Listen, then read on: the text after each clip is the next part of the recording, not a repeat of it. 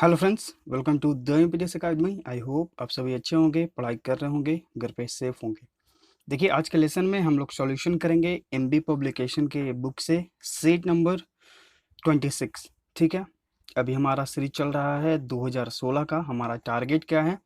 2016 से 2020 तक एसएससी के द्वारा जितने भी एग्जाम्स कंडक्ट हुए हैं उन सारे एग्जाम्स के पीटी और मेंस के क्वेश्चंस को हम लोग यहाँ पर सोल्व कर रहे हैं बेसिक के साथ डिटेल में। ठीक है, क्योंकि एसएससी के द्वारा जो है आगे बहुत सारे एग्जाम्स कंडक्ट किए जाने हैं। एसएससी सीजीएल मेंस होना है, एसएससी सीएचएसएल पीटी होना है, सीपीओ का पीटी होना है, स्टेनोग्राफर का पीटी होना है।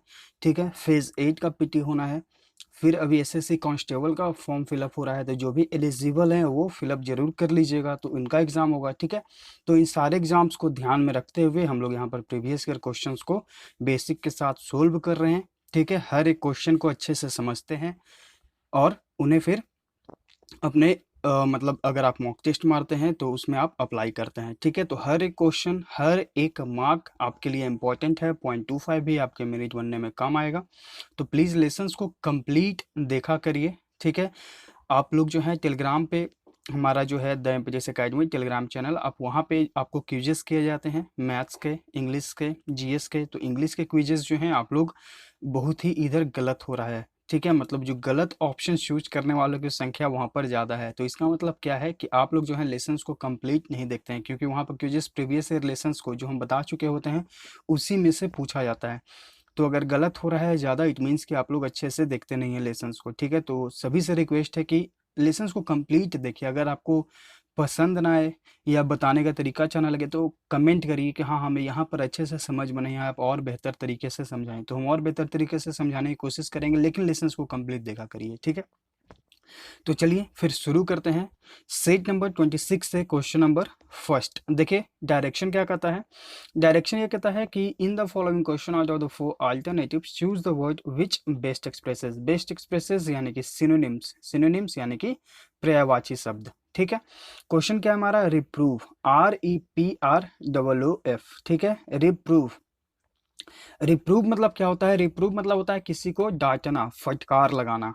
ठीक है, जैसे कि अगर आप लोग नहीं पढ़ते होंगे तो घर पे आपके पेरेंट्स, मम्मी पापा, बड़े भाई, बड़ी बहन आपको फटकार लगाते होंगे, डांटते होंगे कि आप नहीं पढ़ रहे हैं। ठीक है, तो ये हो गया आपका रिप्रूव। तो रिप्रूव मतलब हो गया फटकार डांटना। अब आपके पास चार ऑप्शन हैं, इन चारों ऑप्शन का यहाँ पर अर्थ जानकर हम अपना राइट आंसर चूज करेंगे। तो ऑप्शन ए आपका है वार्निंग, मतलब होता है चेतावनी। ऑप्शन बी आपका है रेडिक्यूल यानी कि उपहास, मजाक उड़ाना किसी का। ऑप्शन सी आपका है रिव्यूक यानी कि डांटना। तो राइट आंसर हमारा यहाँ पे ऑप्शन सी हो गया। रिप्रूव मतलब ये डांटना, फटकार लगाना, और रिव्यूक मतलब भी होता है डांटना, फटकार लगाना। ठीक है, तो ऑप्शन सी यहाँ पे राइट आंसर है। ऑप्शन डी आपका है थ्रीट यानी कि धमकी। ठीक है, तीनों ऑप्शन से eliminate, right answer C. Question number 2, in the following question out of the four alternative choose the word which is opposite. Question number 2 में क्या है? अपोजिट यानी कि एंटोनिम्स यानी कि विपरीतार्थक शब्द, इसका विपरीत आपको बताना होगा। इनवैल्यूएबल मतलब क्या होता है? इनवैल्यूएबल मतलब होता है अमूल्य। जिस चीज का मूल्य जो है आप काउंट नहीं कर सकते हैं वो अमूल्य है। ठीक है, अब यहाँ पर देखिए हमारे पास चार ऑप्शन हैं। प्राइसलेस, प्राइसलेस मतलब होता है अमूल्य। तो यहाँ पर देखिए ये सिनोनिम्स है, लेकिन हमें यहाँ बताना है एंटोनिम्स, तो ये ऑप्शन एलिमिनेट। ऑप्शन बी आपका है रेयर यानी कि दुर्लभ। ऑप्शन सी आपका है इनएस्टिमेबल यानी कि विशाल, बहुत ही बड़ा। और ऑप्शन डी आपका है वर्थलेस यानी कि बेकार, यानी कि जिसका कोई मूल्य ही ना हो। ठीक है, एक है अमूल्य, जिसका मूल्य आप काउंट ही नहीं कर सकते हैं, वो अमूल्य है। और एक जो चीज है वो बेकार है, जिसका कोई भी मूल्य ही नहीं, कोई वैल्यू ही नहीं है। ठीक है, तो राइट आंसर जो है हमारा यहाँ पे ऑप्शन डी हो जाएगा। ठीक है, चलिए देखते हैं क्वेश्चन नंबर 3। क्वेश्चन नंबर 3 में है four words are given out of which only one word is spelled correctly, choose the correctly spelled word. देखिए, क्वेश्चन नंबर 3 में आपके सामने चार वर्ड्स लिखे गए हैं और इन चारों वर्ड्स में से तीन वर्ड्स गलत स्पेल्ड हैं और एक जो वर्ड है वही आपका करेक्टली स्पेल्ड है और वही आपको करेक्टली स्पेल्ड को यहाँ पर चूज करना है। ठीक है, तो देखिए जो वर्ड्स लिखे गए हैं वो लिखे गए हैं स्टैग्नेशन, और इसमें जो करेक्टली स्पेल्ड है वो है आपका ऑप्शन सी, STAGNATION। स्टैग्नेशन मतलब क्या होता है? स्टैग्नेशन मतलब होता है स्थिरता। ठीक है, राइट आंसर जो है आपका यहाँ पे ऑप्शन सी है। ये एंटोनिम सिनोनिम्स में क्वेश्चन पूछा जाता है, ये वर्ड स्टैग्नेशन, तो याद कर लीजिएगा। क्वेश्चन नंबर 4 to 6 देखते हैं हम लोग।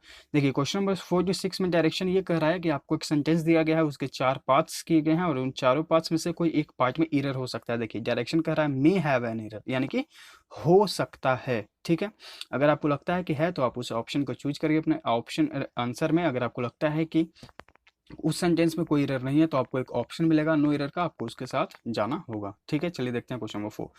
आई have come as soon as the customers leave your shop. I have come as soon as the customers leave your shop. देखिए यहाँ पर जो ये हमारा सेंटेंस है प्रेजेंट में है।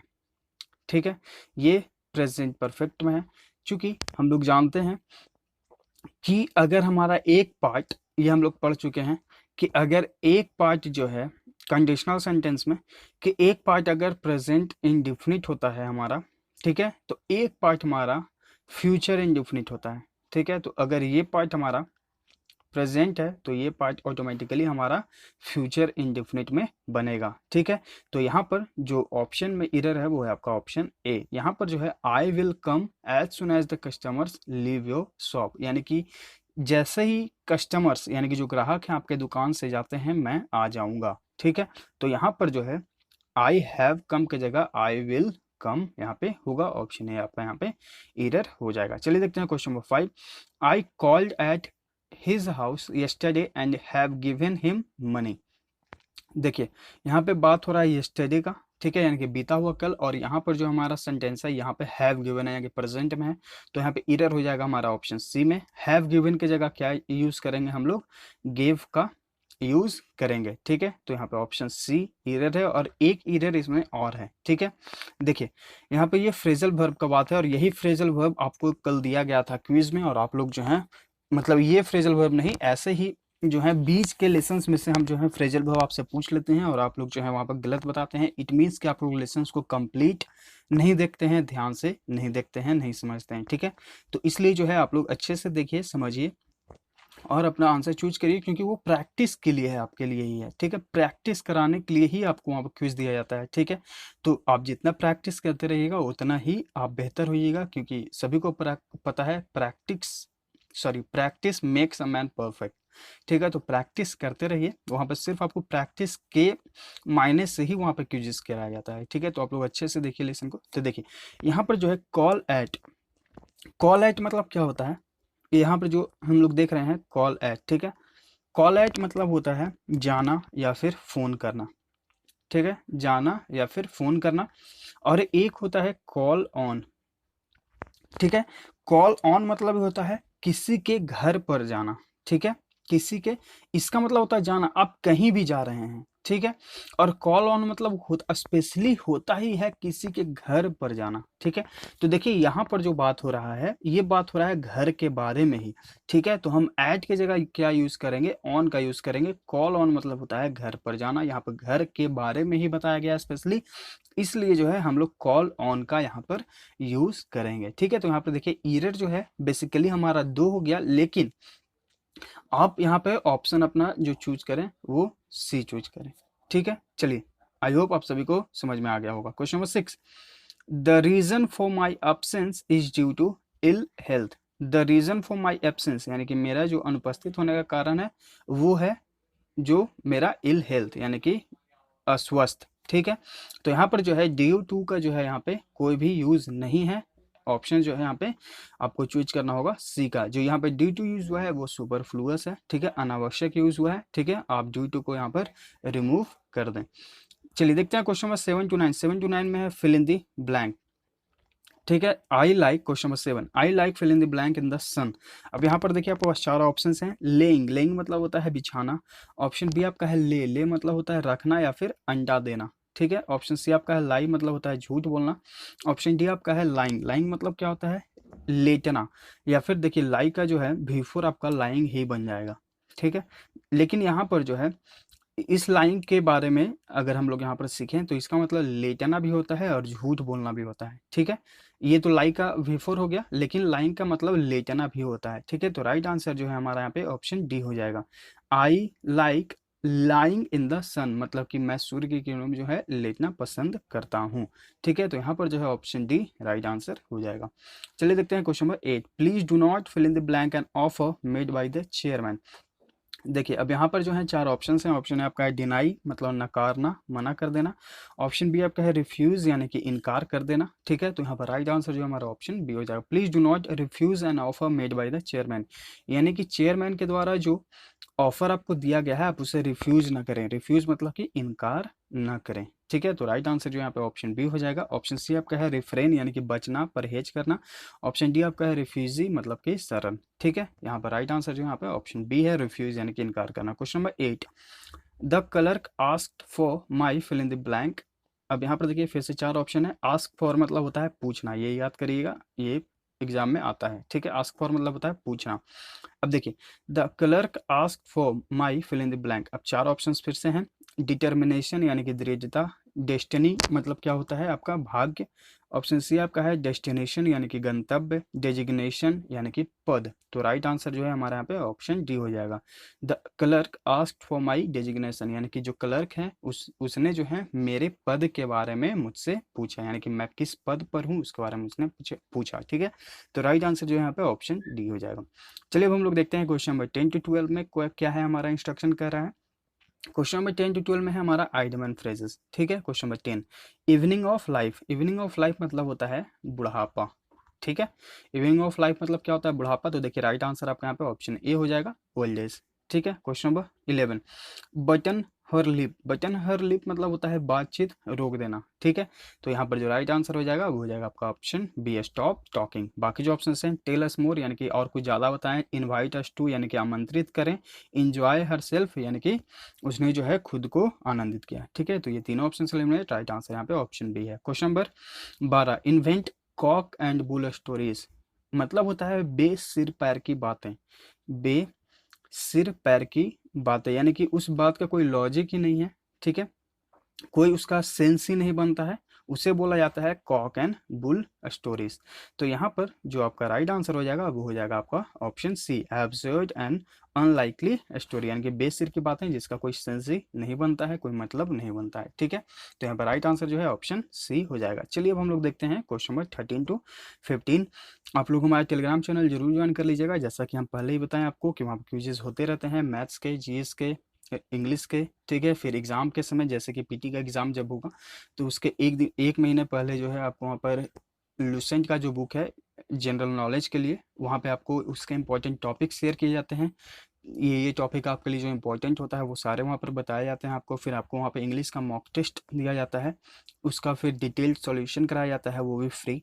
तो पूरा आप लोग जो है पिछले हम लोग सीजीएल के इस समय देख चुके हैं। जो सीजीएल का पीटी हुआ था 2020 में 3 मार्च से 10 मार्च के बीच, उसमें हम लोग लगभग 30 या 33 या 35 मॉक टेस्ट हम लोग करके गए थे। उसमें से बहुत सारे क्वेश्चंस जो हैं हू बहू आए थे। ठीक है, तो आप लोग वहाँ पर जरूर ज्वाइन कर लीजिए। एग्जाम के समय आपको मॉक टेस्ट भी प्रोवाइड किया जाएगा।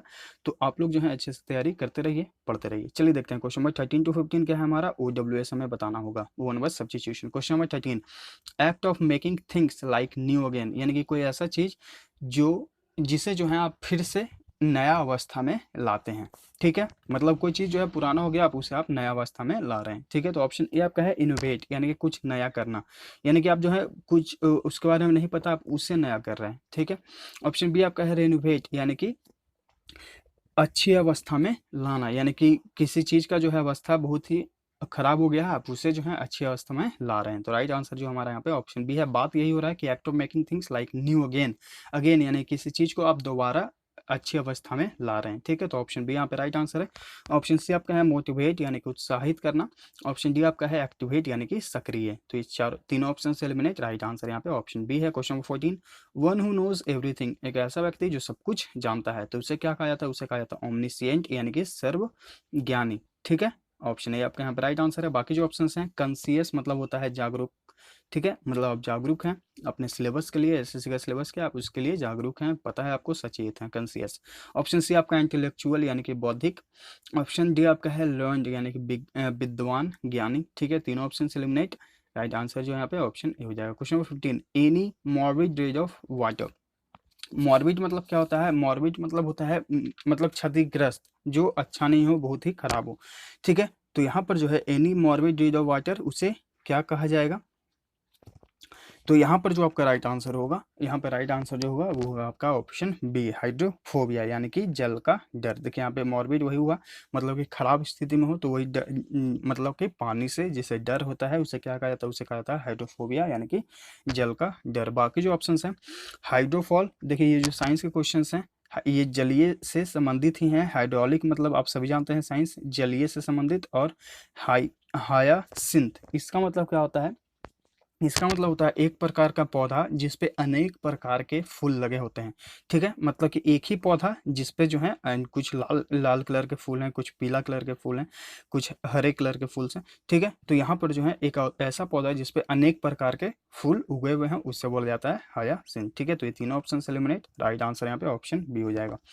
चलिए अब हम लोग देखते हैं question number 16 to 20। Question number 16 to 20 में है आपका अंडरलाइन सेक्शन, एक सेंटेंस में दिया जाएगा। उस अंडरलाइन सेक्शन को अगर आपको लगता है कि इम्प्रूव करने की ज़रूरत है तो आप अपने ऑप्शंस में से इम्प्रूव करें। अगर आपको लगता है कि इम्प्रूवमेंट की ज़रूरत नहीं है तो आपको मिलेगा एक ऑप्शन नो इम्प्रूवमेंट का, आप उसके साथ जा सकते हैं। चलिए तो देखते हैं क्वेश्चन नंबर 16।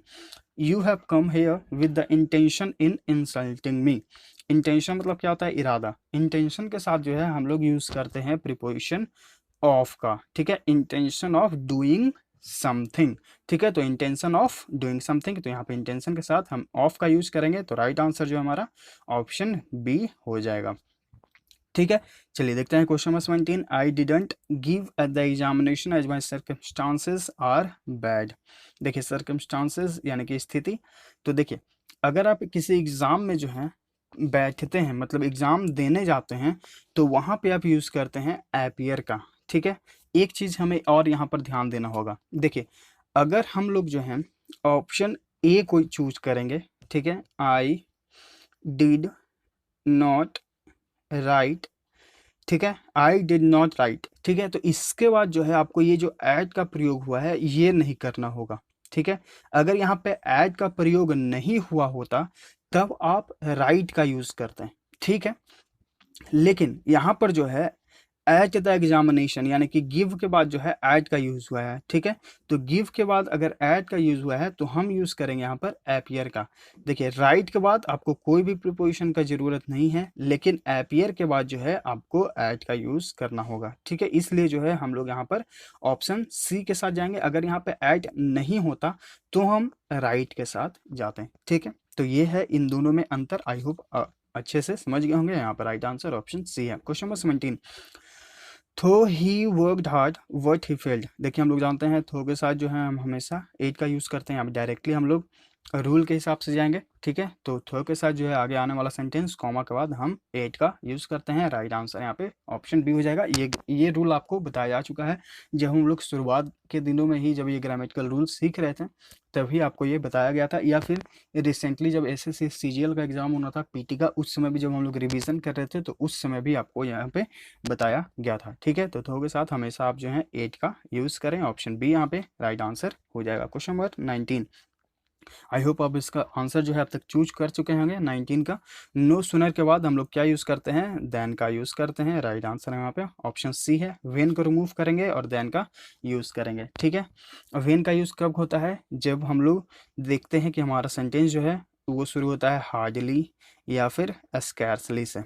हार्डली या फिर स्कैर्सली होता है तब हम लोग यूज़ करते हैं वेन का। ठीक है, लेकिन नो सुनर के बाद जो है हम क्या यूज करते हैं? देन का। ठीक है, तो ऑप्शन सी यहाँ पे राइट आंसर हो जाएगा। Question number 20।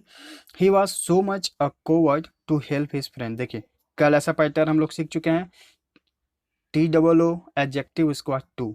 ठीक है, एडजेक्टिव प्लस बी वन, तो यहाँ पर देखिए ऑप्शन जो है यहाँ पे राइट आंसर ऑप्शन बी हो जाएगा। अगर आप कल का लेसन में पढ़े होंगे तो आप इसका भी आंसर अब तक चूज कर चुके होंगे, लेकिन अगर आप लेसन को कंप्लीट नहीं देखे होंगे तो आज देखे होंगे तो आज आपको समझ में आया होगा। अगर आप इस पैटर्न के सब्जेक्ट को देखें, टू प्लस एडजेक्टिव, ठीक है, उसके बाद आप ये टू जो है इसके साथ ही आगे बढ़ें, तो देखिए यहाँ पर जो ये ऑप्शन है वो फिट बैठ रहा है। He was too much of a coward to help his friend. यहाँ पर देखिए ये टू और यहाँ पे ये टू। ठीक है, तो इस पैटर्न पे आपको जाना होगा। ठीक है, तो आई होप यहाँ पे आप समझ गए होंगे, ऑप्शन बी राइट आंसर है। अब हमें बनाना है क्वेश्चन नंबर 21 टू 25, लेकिन इसके लिए हमें एक पढ़ना होगा पैसेज, ठीक है, उस पैसेज को पढ़कर ही हम अपने क्वेश्चन नंबर 21 टू 25 को सोल्व कर पाएंगे। तो चलिए पढ़ते हैं पैसेज को, उसके बाद हम जो है अपना क्वेश्चंस जो हैं वो सोल्व करेंगे। इन द वर्ल्ड टुडे, यानी कि आज की दुनिया में, today we make health and in itself, हम जो है हेल्थ को कुछ समझ ही नहीं रहे हैं। हेल्थ मतलब स्वास्थ्य, ठीक है। वी हैव फॉरगेटन, हम लोग भूल चुके हैं कि डैट मतलब कि health really means to enable a person to do his work and do it well, यानी कि स्वास्थ्य अगर आपका अच्छा होता है तो आप हर एक काम को अच्छे से कर सकते हैं, मतलब कोई भी काम कर सकते हैं और उस काम को और अच्छे तरीके से कर सकते हैं, ठीक है। A lot of modern medicine, यानी कि बहुत सारे जो हैं आज आधुनिक दवाएं आ गई हैं, and this includes many patients, और यह जो हैं बहुत सारे मरीजों को भी जोड़ती हैं, as well as many physicians, ठीक है। और जो बहुत सारे डॉक्टर्स हैं, फिजिशियंस भी हैं, पे वेरी लिटिल अटेंशन, यानी कि बहुत ही कम अटेंशन देते हैं, मतलब कि ध्यान देते हैं टू हेल्थ, यानी कि स्वास्थ्य की ओर, but very much attention to those who imagine they are, देखिए हम लोग जो है खुद के स्वास्थ्य पर ध्यान नहीं देते हैं, बल्कि ये देखते हैं कि दूसरे लोग जो हैं ये बोलते हैं कि हम बीमार हैं, हम उस पर ज़्यादा ध्यान देते हैं, ठीक है। मतलब खुद के स्वास्थ्य पर ध्यान नहीं है, दूसरों के स्वास्थ्य पर ज़्यादा ध्यान है।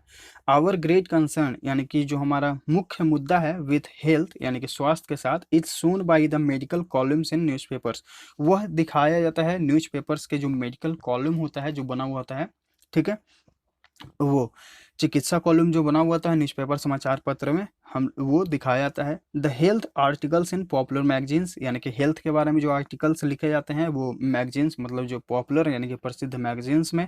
And the popularity of television programmes, और जो टेलीविज़न प्रोग्राम्स का जो ये प्रसिद्धि बन गया है, पॉपुलैरिटी हो गया है। And all those books on medicine, और जो मेडिसिन यानी कि दवाओं पर, चिकित्सा पर जो पुस्तकें लिखी जाती हैं, मतलब या जो हैं पुस्तकों जो हैं मेडिसिन पर, वो, ठीक है। We talk about health all the time, मतलब कि हम हर समय जो है स्वास्थ्य के बारे में बात करते हैं। At for the most part the only result is more people with imaginary illness, तो इसका रिजल्ट क्या है कि लोग जो हैं बस सोच सोच कर ही हैं जो अपना बीमारी पैदा कर लेते हैं, मतलब इमेजिनरी इलनेस, यानी कि उन्हें कुछ है भी नहीं, लेकिन कभी बोलते रहते हैं ये मेरा ब्लड प्रेशर हाई हो गया, कभी बोलते रहते हैं मेरा ब्लड प्रेशर लो गया, मतलब उनका वो इमेजिनरी इलनेस जो है वो बन चुका है एक तरीके से। A healthy man should not be wasting time talking about health, एक जो स्वस्थ व्यक्ति होता है वो कभी भी इस पर बात, मतलब ये नहीं बोलता है कि मेरा स्वास्थ्य ऐसा है वैसा है, ठीक है। He should be using health for work, उसे जो है अपना स्वास्थ्य जो है वो काम पर लगाना चाहिए, मतलब कि अगर आप स्वस्थ हैं तो आप ऑटोमेटिकली सही से काम करेंगे। अगर आप थोड़े बहुत भी कमज़ोर हैं तो आप फिजिकल वर्क तो करते ही रहिए, क्योंकि हमारा शरीर जो है जितना आराम मांगता है, अगर आप अपने शरीर को जितना आराम देंगे वो उतना ही आराम मांगेगा, इसलिए जो है आप अपने शरीर को एक्टिव रखें, काम करते रहें, पढ़ते रहें। चलिए हम लोग स्टूडेंट हैं इसलिए हम बोलें कि हम लोग पढ़ते रहें, ठीक है। तो चलिए अब इसके बेस्ड पर हम लोग 5 क्वेश्चंस बनाते हैं।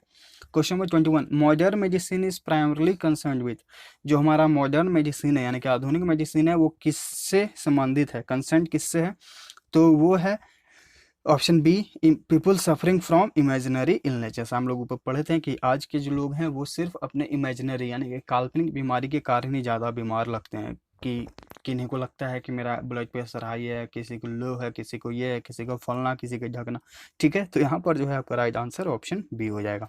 Question number 22, the passage suggest that, आपको पैसेज क्या सलाह देता है, पैसेज ये सलाह देता है कि health is only a means to an end, ठीक है। राइट आंसर यहाँ पे ऑप्शन सी हो जाएगा। क्वेश्चन नंबर 23, इसको थोड़ा बड़ा कर लेते हैं, चलिए। Talking about health all the time makes people, अगर आप हर समय जो है हेल्थ के बारे में बात करते हैं तो पीपल उससे क्या हो जाते हैं, often suffer from imaginary illness, यही यही बात हो रहा था कि अब अगर ज़्यादा बात करते हैं तो आपको लगता है कि मेरे साथ ये हो रहा है, मेरे साथ ये हो रहा है, कभी ये लगेगा कभी वो लगेगा, ठीक है। तो वही जो है इमेजिनरी इलनेस से आप सफ़र करने लगते हैं, तो ऑप्शन डी यहाँ पे राइट आंसर हो जाएगा। Question number 24, the passage tells us, passage आपको क्या कहता है, तो पैसेज आपको ये कहता है कि एक हेल्दी मैन जानता है कि उसे क्या करना चाहिए और क्या नहीं करना चाहिए, ठीक है। तो ऑप्शन बी यहाँ पे राइट आंसर हो जाएगा। Question number 25, healthy man should be concern with, एक हेल्दी मैन जो है, एक स्वस्थ आदमी जो है उससे क्या करना चाहिए, ठीक है। तो उसे करना चाहिए कि उसे अपना जो स्वास्थ्य है वो अपने काम पर लगाना चाहिए, ठीक है, मतलब कि काम करते रहना चाहिए, ठीक है, ना कि बात करना चाहिए कि हमें ये हो गया है, वो हो गया है, ठीक है, ऐसा नहीं करना चाहिए, अपने काम करते रहें, फिट रहिए, ठीक है। तो ये है राइट आंसर, यहाँ पे ऑप्शन है। तो ये है सीट नंबर 26 एमबी पब्लिकेशन के बुक से पूरा सॉल्यूशन। आई होप आपको हर एक क्वेश्चन अच्छे से समझ में आ गया होगा। तो समझाने का तरीका अच्छा लगा तो प्लीज़ लाइक करें, शेयर करें लेसन्स को ज़्यादा से ज़्यादा अपने स्टडी ग्रुप्स में, ताकि और लोग जो हैं इसे देखें, समझें, सीखें, इसका फ़ायदा उठाएं और हमारे साथ जुड़ें। अगर आप नए हैं तो चैनल को सब्सक्राइब कर लीजिएगा, ताकि आपके पास जो है नोटिफिकेशंस जाते रहें, आप अपडेट होते रहें। मिलते हैं आगे के लेसन्स में। Thank you.